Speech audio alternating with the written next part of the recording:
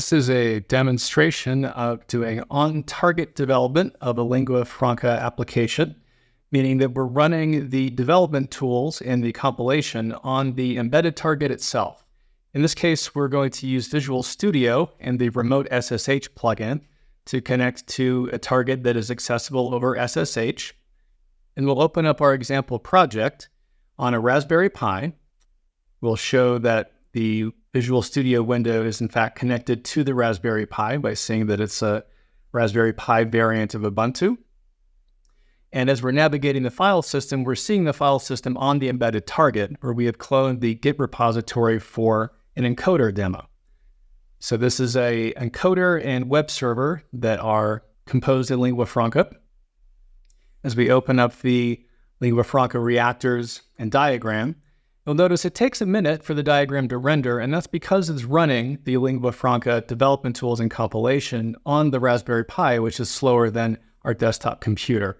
It's still rather responsive, and you can see we're able to navigate the diagram.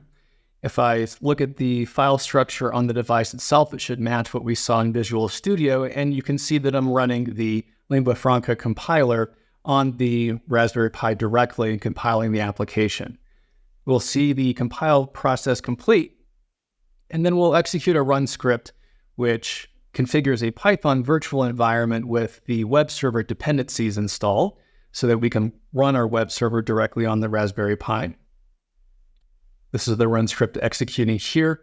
The virtual environment should already be configured since I've run this before on this target. Otherwise, you would see all of these packages installed.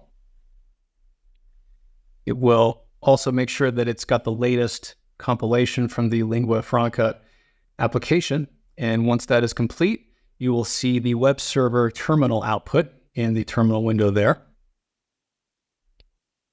So now we're seeing the log messages from the web server, and Visual Studio recognizes that a web server is running and automatically gives you a link to open up a web browser with that port. So this is the web browser running live data from the Raspberry Pi. I have an encoder connected to it with a rotary dial, which I'm dialing. We'll show the hardware setup in just a moment.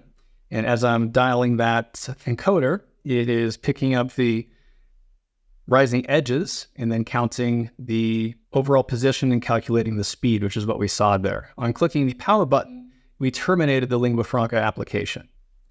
This is the hardware setup. So it's a simple rotary encoder. You can see the mobile app is rendering the graph as the encoder pulses are getting recorded. And this completes our demo.